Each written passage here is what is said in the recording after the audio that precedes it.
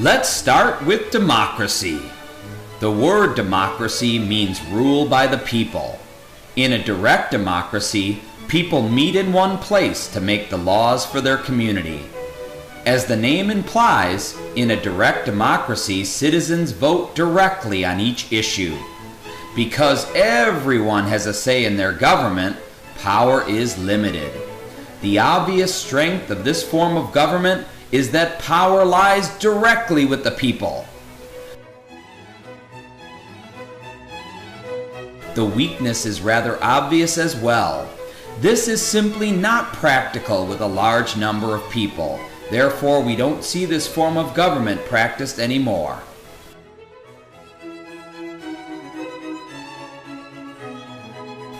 An example of a direct democracy is ancient Greece.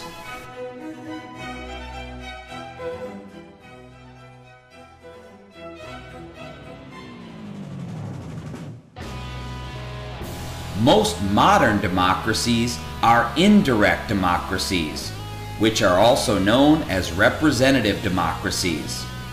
Since it is usually impossible for all members of society to meet as a group like they used to, instead, they elect fellow citizens to represent them. At the local level, for example, we elect the mayor. Another example of a representative would be the mayor of Houston. Rick Perry represents all the citizens of the state of Texas as our governor. On a national level, we elect both representatives and senators to serve in Congress to represent us. And of course, our number one representative of them all is the president. In a representative democracy, power is limited.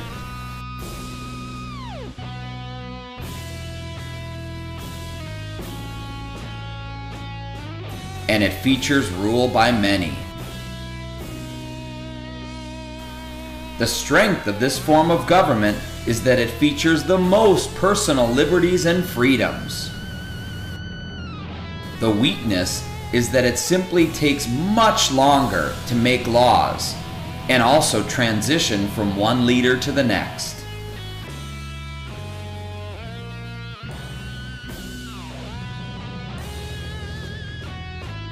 The very best example of a representative democracy is the United States of America.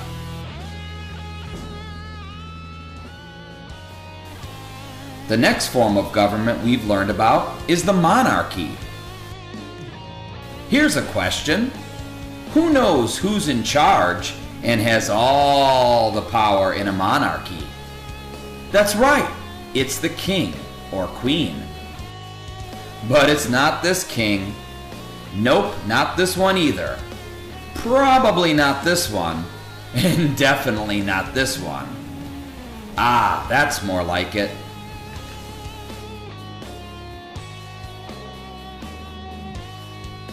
We've learned about two different types of monarchies, absolute and constitutional.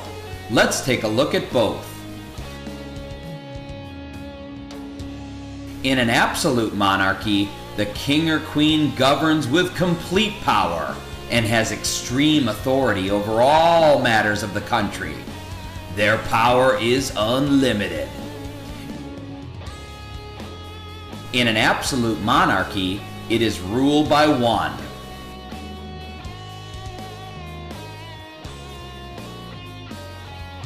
A positive point about absolute monarchy is that this can be a very smooth-running, efficient form of government, if governed correctly.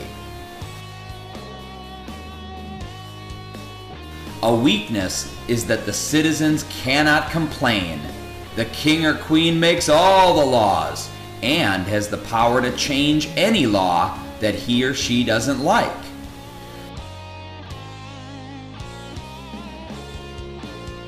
Today, an example of an absolute monarchy is the country of Saudi Arabia.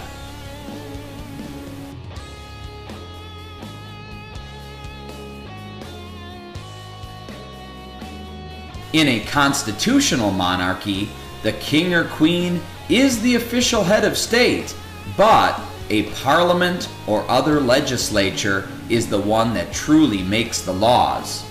In this form of government, power is limited. The king or queen is not free to do as he or she chooses. Much like representative democracy, constitutional monarchy features rule by many.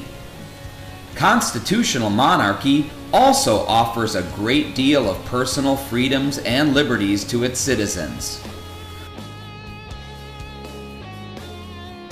A weakness is that there is usually an inadequate distribution of wealth. Two countries today that employ a constitutional monarchy are the United Kingdom and Japan.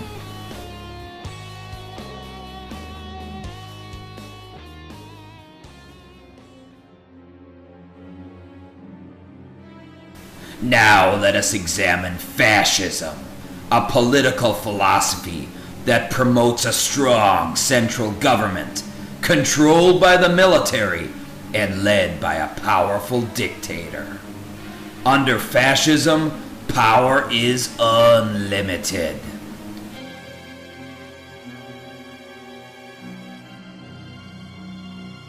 Fascism features rule by one or few.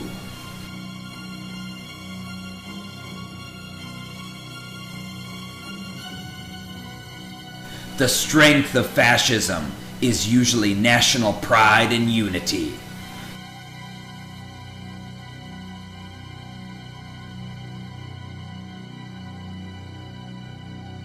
The weakness of fascism is the people are forced to give up their rights. One example of fascism is Nazi Germany.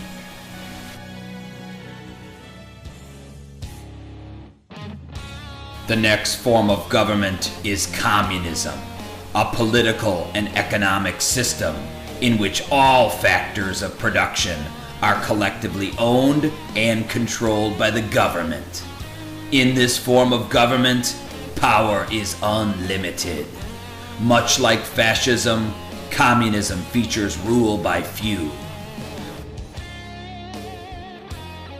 One strength of communism is that a poor nation can gain economic growth more rapidly. One weakness is that there is no incentive for an individual to do well, work hard, or succeed. Today, you can find communist countries in North Korea and the island country of Cuba.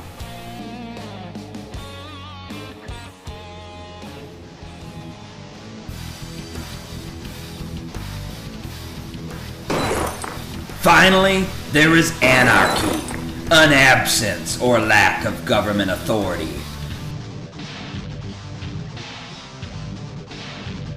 Power is not really limited or unlimited because anarchy features rule by no one.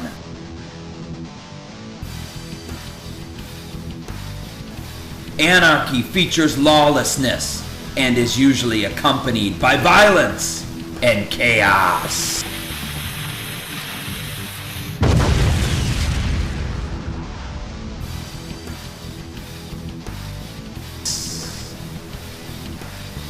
Now let's turn things back over to the ultimate authority, your teacher.